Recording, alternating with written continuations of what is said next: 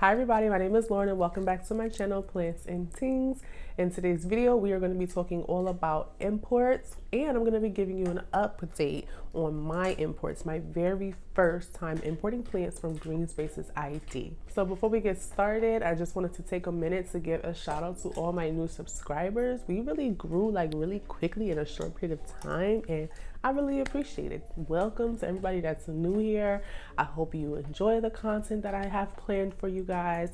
If you have any suggestions or anything that you would like to hear me talk about, please always feel free to leave it in the comments below, or you can hit me up on Instagram. So I'm going to be sharing with you about five or six things that I felt was really important in my learning lesson of importing plants. Some of them are things that I don't hear talked about a lot, and then others are things that I hear, but maybe you don't really get the understanding until you experience it. I'm gonna show you the first plant and then we'll get talking about what I learned. Half the plants I thought would have definitely died off by now and completely dead and gone, but they weren't. They actually are doing well. And the plants that I thought were gonna do well didn't do well. So I don't know, you just never know how things are gonna turn out when you import plants. But anywho, the first plant is the Philodendron Varicosum. And this is definitely a plant that I just knew was going to completely give up. I know the moss in there looks pretty gross. I'm fighting. Sometimes it looks a little moldy. That's when I was using that CalMag. So I think there's still some in there. So when I re-moisten it, it still kind of gets a little moldy at times. I'm gonna redo this whole situation. That's why I haven't done anything about it yet. So try to ignore that if you do see that. But this Varicosum, it looks battered and tattered. It really does.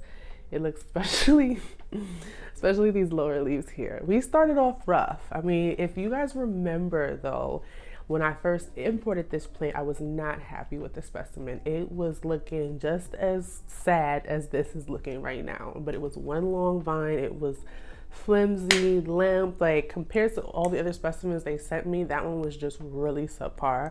And I did actually email them about it. They didn't do anything about it. They were just like, they actually emailed me and said, hey, just wanted to check on you, see how your order is, make sure everything is okay. I say, yeah, everything is good. However, and I mentioned this plant and they were like, yeah, that's how it is sometimes. You can just throw it into some vitamin B water or something. And I was like, okay. I never did it, but it just, I let it go. I wasn't that annoyed with it. Like I wanted to send me a new plant. It was just kind of like frustrating. Like you sent me all these great plants and then you sent me this, and this plant alone is already finicky. And then you give me a weak specimen, you know what I'm saying? So it was just, so I will admit, I was kind of ignoring this plant for a little bit after a while, because I just wasn't excited about it. It just wasn't looking good. I will say though, the original import leaves held on for a long time. They really did. I believe what I did with this was I immediately chopped it the next day and potted the cuttings and the bottom cut in perlite, regular perlite. And it just stayed alive. It was the middle of the winter though. I lived in Northeast Pennsylvania, so I couldn't really expect much. I did have, my humidifier and all of that, but it just wasn't enough for this thing. So it did what it could do, and all it could do was survive. So it did survive, and it survived long enough to put out some new leaves. There's only 2 plants in here. I think, yeah, all of this is one plant, and then these 2 leaves are a different plant. And this is the first nice leaf you can tell that I've gotten in a long time.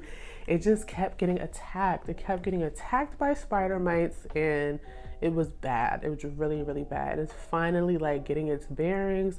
Once I put it on this little pole, that helped as well, but it just wasn't, it was struggling. It was really, really struggling. I think I do have another Varicosum.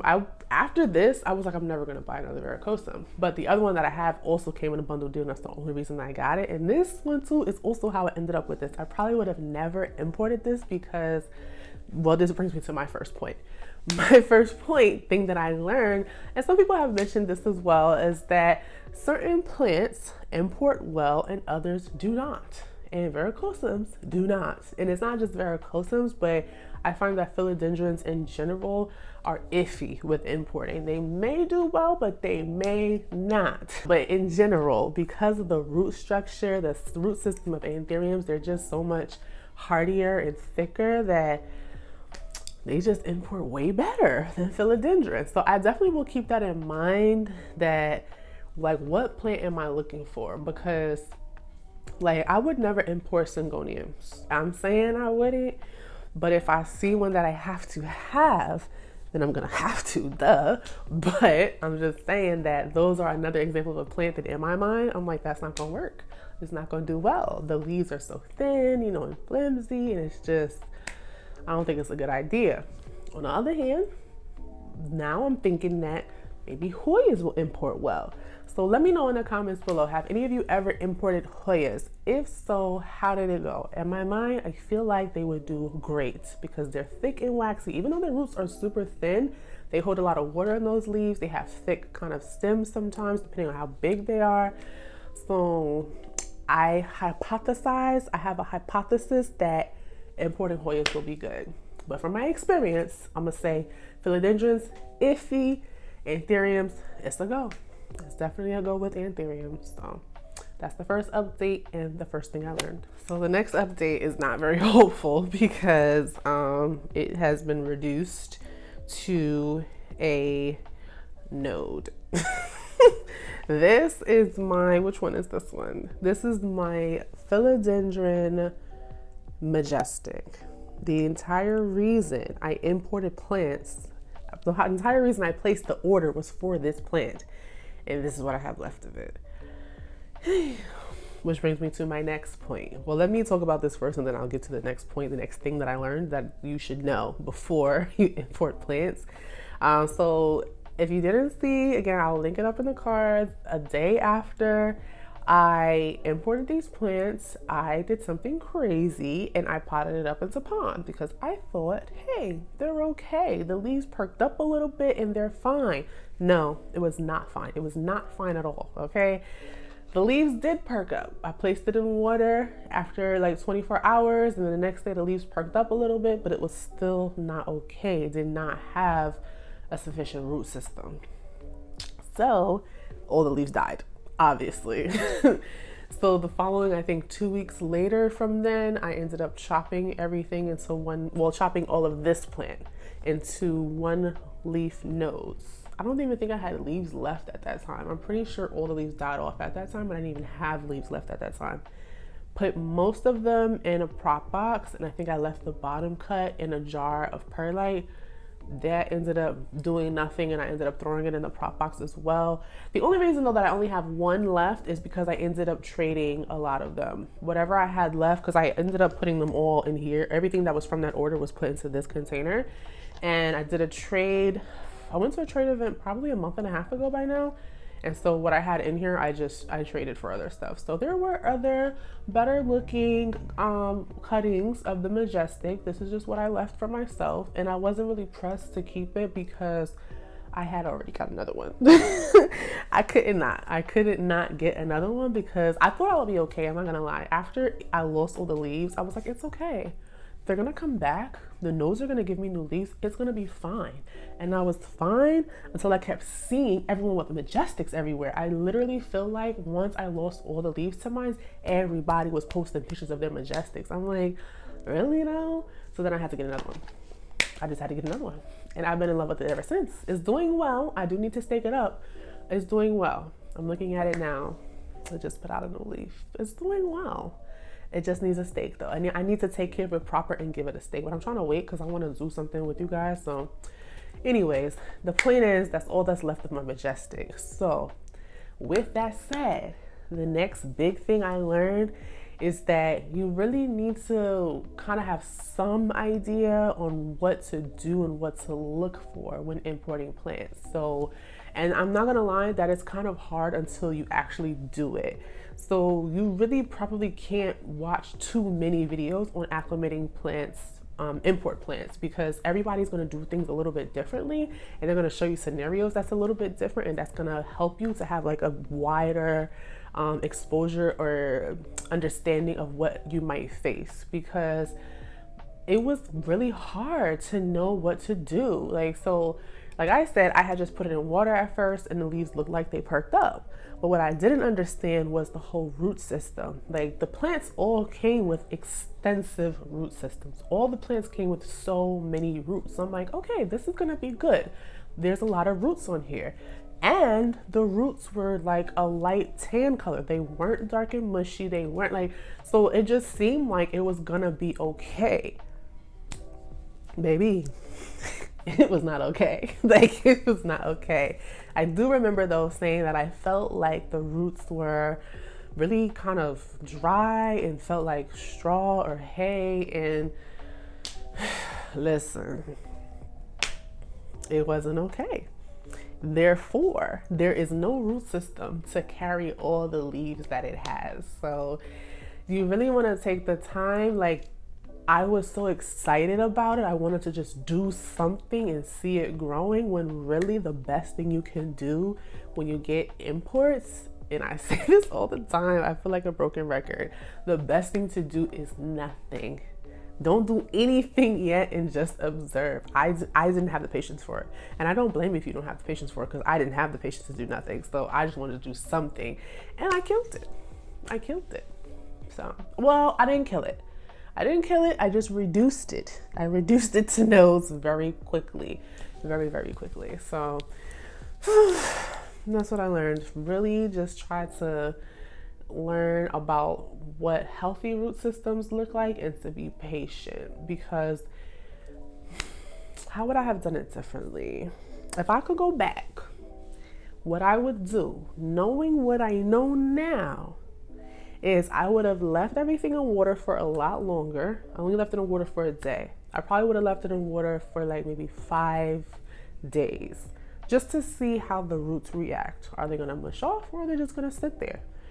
Because one day maybe wasn't enough. And then it definitely wasn't enough to observe. And then I definitely wouldn't have put it in pond. I would have decided to either trim the roots or, leave the roots. And dare I say, I probably would have chopped it. I probably would have chopped it immediately from the beginning, because it's most likely not gonna be able to hold all the leaves with the root system that it has. So it probably would have hurt me to do it, but I feel like I would have chopped it. If I could go back, I would have chopped it, left it in water for a little longer, because then it would be easier for one node to reroot with one leaf, right? Like, but I didn't know that at the time. I mean, I knew it, but I just let my excitement overshadow my thinking. And then after I would have done that, after a week, I would have put it in chunky perlite. Granted, I didn't know chunky perlite existed at the time, but I still would have put it in perlite to allow it to reroot as one leaf cutting, not an entire plant with no roots. So that's what I learned, to be patient and just be ready to start over. Just be ready to start over. Chances are you might be starting over. Chances are, depending on where you order from, which will bring me to my next point, but let's move on to the next plant first.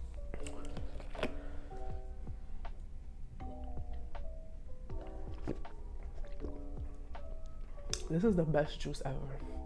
I love juice. I'm gonna keep this. As a good bottle. I just realized I'm definitely gonna keep this bottle. I just got this juice from Calios Tacos, West Coast juice. They had some tacos, quesadillas. So there was this is a side note, I'm sorry.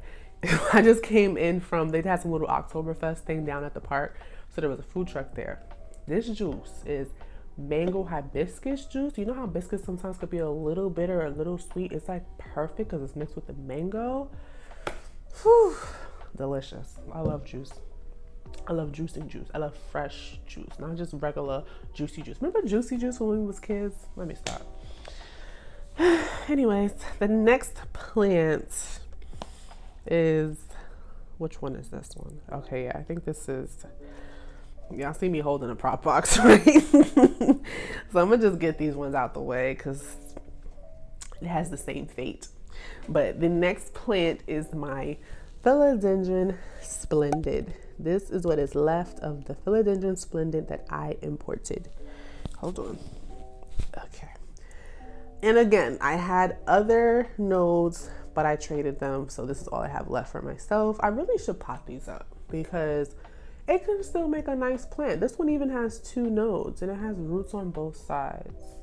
I just been like leaving it there because I didn't want to have to do anything with it because I already have so many other things to do with other plants, but I paid for it. I should do it right. I should do right by it and pot it up proper. I'm gonna do that. So same thing. It had the same tragic fate of being reduced to nodes, and this is what we have left. And again, I learned a lot about the acclimation process. But another thing that I learned about importation, is that a word? Another thing I learned about importing plants, that this one I feel like people don't really talk about that much, and I don't know, it's just something that I noticed. It's not a hard fact, but it's what I noticed from the few times that I've imported plants. So I've imported twice from Indonesia, once from Ecuador.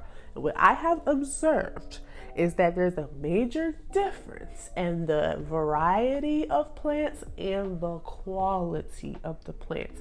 And what I think a major factor is in the difference in the quality is possibly, again, because obviously I've never imported from the other side, like I've never exported, so I don't know, but it seems like the process that may be required of one country to get their plant into the US is different from another country, because the plants that came from Indonesia both times, granted it was from the same company, they looked very similar in state of health. Very weak, you know. The specimen itself was good, great leaves, like I said, they had massive root systems, but they were super weak, limp, dehydrated. It is a much longer travel, obviously, but the roots just seemed so dehydrated. Like, I don't know what they have to clean them with, wash them with, I don't know what they do, but their process is very stringent. Like, it's very strong on the plant. It stresses it so much, versus my experience with Ecuador. Them plants look like I got them from the farmer's market. Like, they were perfect, they were perky, they were hydrated. Like, I don't know if there's a difference, but that's why I'm saying, like, there must be a difference in the requirement of these countries, because it was night and day, like night and day. And then the other thing about that I've noticed as well is the variety of plants. So from Indonesia, they be having all of those, you know, hybrids and those variegated ones and all of those things that are not from nature, that they be making up in the lab, tissue culturing up and bringing up, you know, as plants, which is cool sometimes, because sometimes you want something, you know, extra or something a little different that you want to experiment with. But Ecuador seems to mostly have the plants that grow native to that country. So that's going to be your general philodendrons, your general anthuriums, and some general cross hybrids. Nothing too crazy, you know. So I don't know. That's definitely something for me to keep in mind in terms of, like, where do I want to make my next order? Because truthfully, I was really happy with my most recent import order from Ecuador, because the quality of the plants, oh my God, they're doing so freaking well. I can't wait to update you guys. The ones from Indonesia, beautiful plants, but it was a struggle. Even if I had known what I know now about importing plants, it probably still would have been a struggle, to be honest. So it's like, when you get plants from Indonesia, you're starting at 0, okay? When you get plants from Ecuador, you're starting at like 7, you know? So like, who's gonna get there? Like, and that's just my experiences. I'm sure it's not the same across the board. Maybe people have had much easier times. I don't know. That's a good question. Let me know in the comments below if you've imported from either or both countries, which one was easier for you or was smoother. Like, let me know what your experience was. All right, let's move on to something like more exciting here. We have my Philodendron Milano Chrysum, and it's actually looking really good. She is doing so good. So it actually has an original import leaf here. This came with the plant. It did have several other leaves that, you know, passed on. And it's been doing okay. There's a long, I don't know if I had a leaf in between here somewhere. I don't know why there's such a gap here. There must have been a leaf there, I'm not sure. So I did end up chopping this as well. I believe I chopped it maybe 1 or 2 weeks after, either the next day, or maybe I might have chopped it the next day and potted it up into perlite like I did the Varicosum immediately because it was one long vine. And this also wasn't a plant, like I didn't order the bundle for this plant. I ordered the bundle for the hybrids that it came with, so I didn't mind chopping this down. So I chopped it into single leaf nodes and I threw the base and all the cuttings into perlite, and it did fine. It just maintained. Did it put out new leaves? I don't think it put out new leaves while it was like that. It hasn't put out new leaves until I potted it into a pot and put it on this pole. It might have. I can't remember, guys. It might have, but the point is it's doing well now. That's what the point is. Now there is, excuse me, the juices. Whew. I think there's 2 plants in here. Yeah, there's definitely 2 plants in here. It did try to put out a leaf, but for whatever reason, you know melanochrysums do that thing where they get stuck in the thing, and it's like, darned if you do, darned if you don't. Because if you don't take it out, it's gonna rot in the petiole, or the sheath, I should say. If you do take it out, you're gonna rip it. So you're screwed either way. So I left it. I said, I'm gonna just leave it. It rotted away.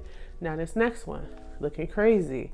But this is the first time they'd started doing that, because these are all looking just fine. So I don't know what that's about, to be honest, but it's doing okay. I don't need to repot it anytime soon. It has some roots going on back here, but nothing crazy. Nothing crazy at all. It grew pretty well. It has a lot of aerial roots growing in the moss here. When it reaches the top of this pole, I'll probably chop it and repot it, like chop it down and start over. But yeah, that's the melanochrysum.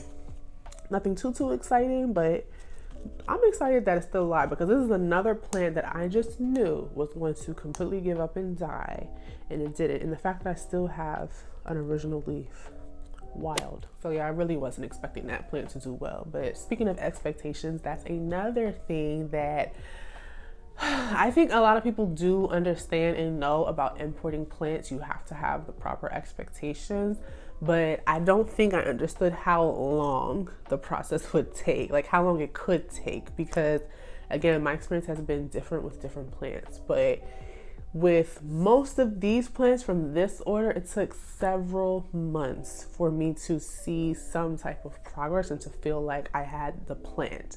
Like I couldn't really enjoy the plant for several months because it was just not growing. It just wasn't growing. And that could have definitely been me. It doesn't mean that, I'm not saying that that's what's going to happen to you guys, but do expect that there is a possibility that you may not really be able to fully enjoy watching the plant grow for a few months. So like I said, this didn't just start growing until recently, maybe. And that's probably because I took too long to put it on a moss pole. So that's the thing then. If you import a plant, if you import a climbing plant, definitely get it onto a moss pole as soon as possible. I waited and I just had it on bamboo stakes because I was lazy. And then again, it wasn't a plant that I was like really pressed to have anyway. So then I was like, I really need to do right by this plant. I paid money for it. Let me really make it thrive. And then I put it on the moss pole. But definitely just keep in mind, there's obviously a possibility that you'll not only lose the plant, but even if you do save the plant, the process of rehabbing it may take longer than you expect. Granted, I did place this order in the dead of winter, so of course that slowed things down even more. And then I was moving right in the middle of spring into summer, so there was just a lot going on that I'm sure slowed it down even more for me. But we're gonna place another order, probably from Indonesia, and we're gonna really see. We're gonna really see, because now we're down here in Dallas. It's a little chilly today. I got my sweater on. I was really disappointed that I had to put a sweater on today.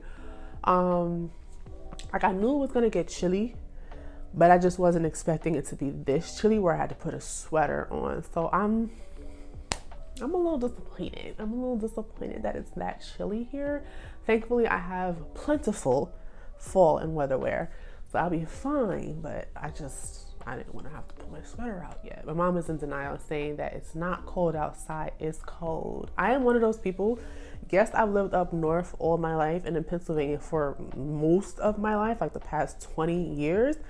But as soon as I got down in this hot fire weather, I got used to it. I don't want that cold no more. So any little chill, I'm cold. So I went to work today. I had 2 layers on.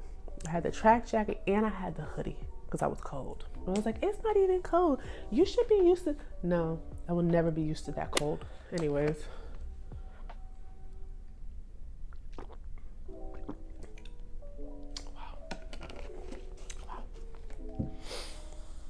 The next plant. I thought we had, that was 1, 2, oh, that was 3. Oh, I have to get the other ones. Okay, the next update is the best update. This plant is doing the best, and I'm not shocked because it looked the best when I unboxed it. So that is my Philodendron Glorious, looking quite glorious. Bleached, yes, but also glorious. It's just bleached because it sits really close to the window. Actually, it doesn't even sit close. Well, it's close to the window. It's not really facing the window, but the leaves still be turning towards the window. So it is quite bleached. So I did chop it recently when I went to that trade. So that's where I chopped it and put out a leaf here. And it was weird when this was coming out. If you see how like pressed up against, maybe you can see it better here, how pressed up against the pole it was. When it first was forming, right, it was after I chopped this that I said, okay, let's put out something. But it looked like a root, like nub. Like it looked like it was gonna be a root. So I'm like, oh, it's gonna attach to the pole. Great. I left it, but then it started bulging and I was like, I don't think that's an aerial root. So then I realized it was a leaf. So then that's why this leaf looks crazy, because it was a struggle. It was a struggle for it to form. And this leaf, looks like it's gonna be kind of okay. I don't know what's happening right there. Maybe I should mist it because I think it's gonna end up looking like this. I don't know why that happens. And it looks like it wants to put out another growth point right there. So this is in the original pond that I potted everything up into when I first got it. And this is the only plant that survived. And I want to say like 2 weeks, within about 2 weeks after I potted it up, it already had new roots coming out of it. Like this plant is just a beast. Like if you're thinking about importing this plant, which you probably could find it here very affordable these days right now anyways. It's been a year now. Well, has it? No. I'm lying, this is a 6-month update. How can it have been a year?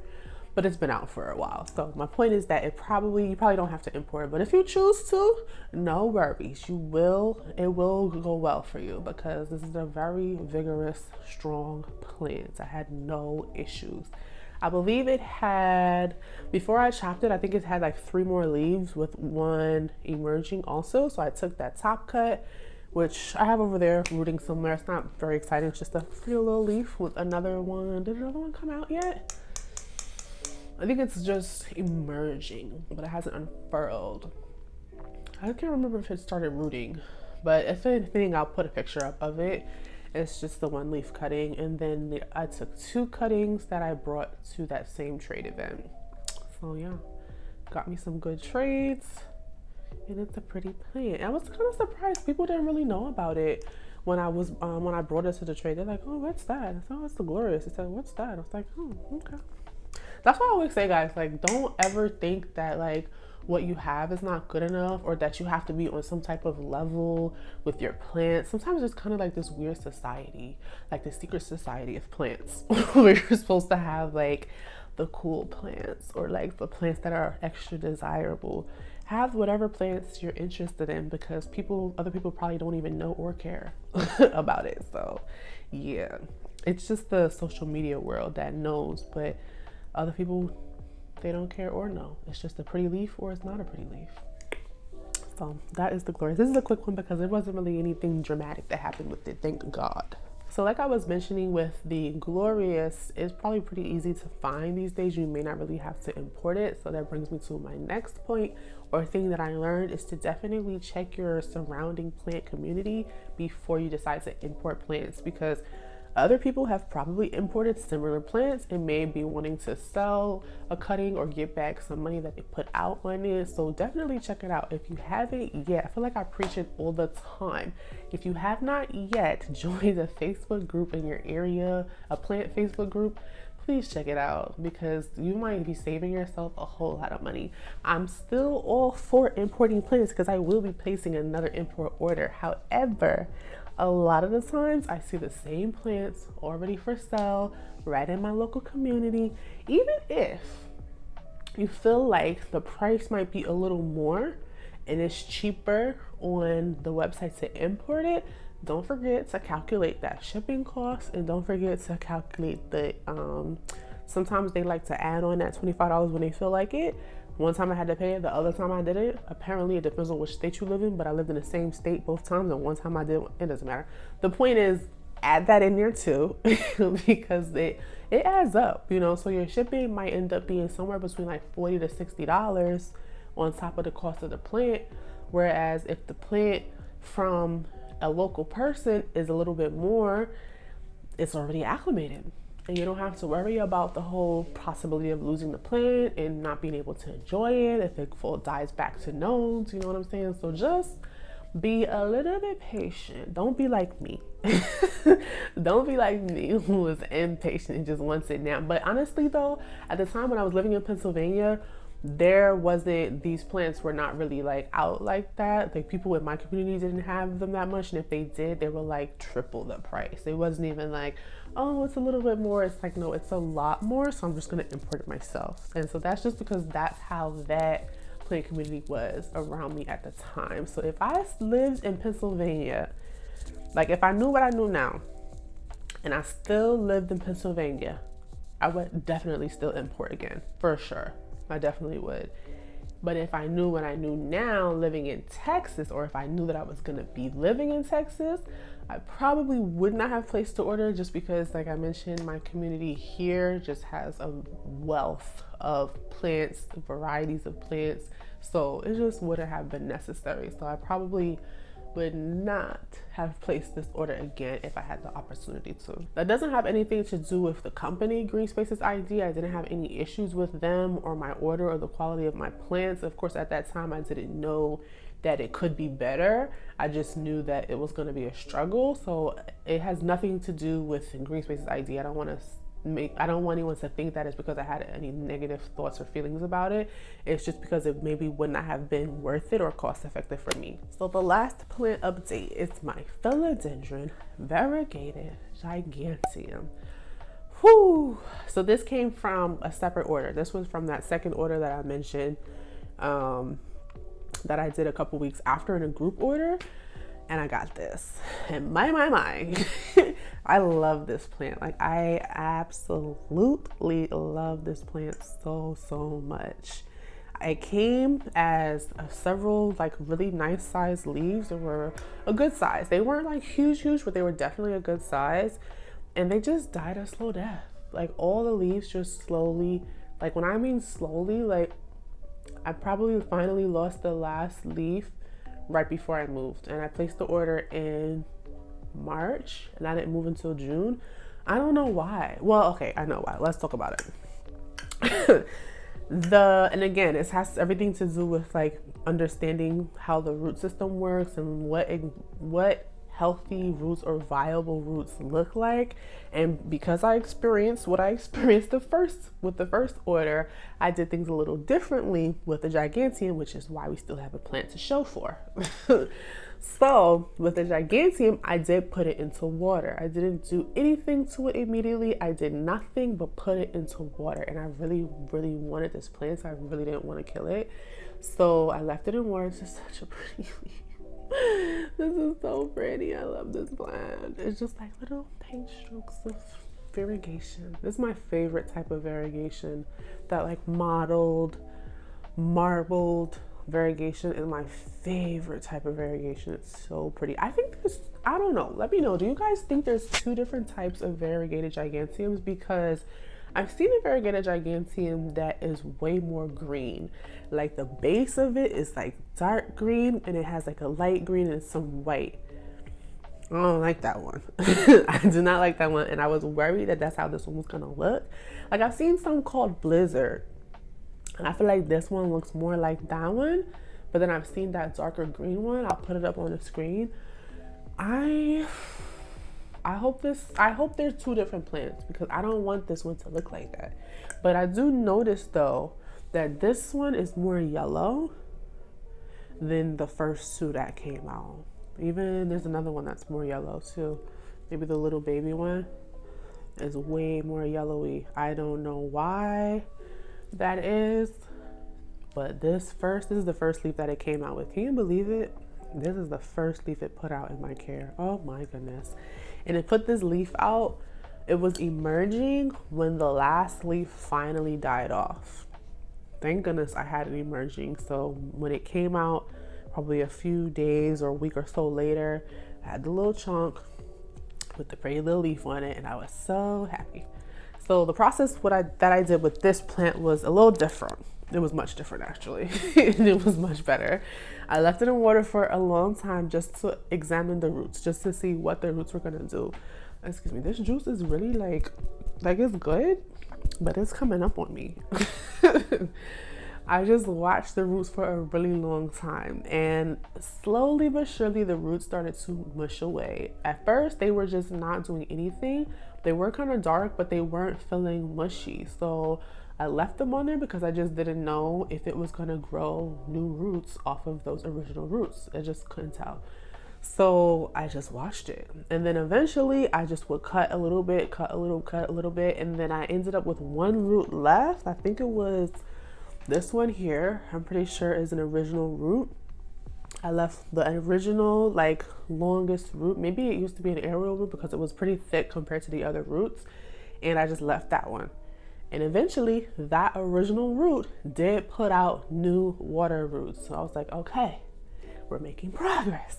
So when that started to happen, that's when I started getting some leaves, and it was just taking off. So once I had probably like, I think I waited until I had secondary roots on it. And then once I had secondary roots, I put it into the chunky perlite so that it could root out some more.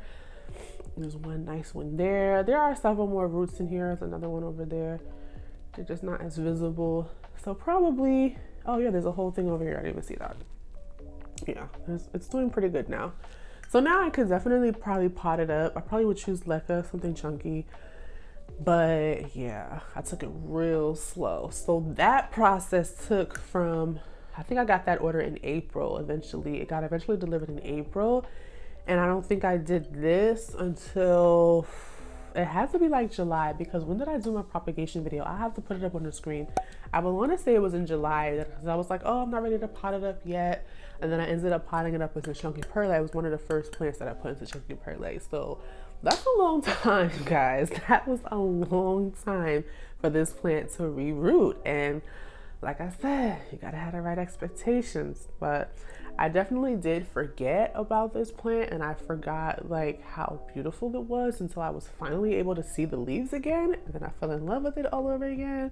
So it's kind of like I got two plants for one. It was like exciting the first time, forgot about it, and then re-excited, but I forgot about it, so it's like new again. You know what I'm saying? It's a nice experience. I really, really love this plant. So imagine this is a gigantium. The leaves are going to be gigantic. So I'm hoping that I still like it when it's large. Like I love them now with this variegation, but if it's super huge with this variegation, I hope I still like it. I mean, I've seen pictures, but sometimes it just don't do it justice until you see it in person, or unless you see it in a video. This is really my favorite leaf. Okay, one more look at this, because this is my favorite leaf. It's so pretty. So yeah, hopefully I like it when it gets big. Big boy. The last and final plant I do not have to show for, because it died, like completely died, not even reduced to a node, it just is gone. And that is the fuzzy petal that I ordered with the Gigantum. And honestly, I'm not really that mad about it because it wasn't a plant that I really wanted anyways. I just needed a filler plant to complete our order so we could get our free shipping.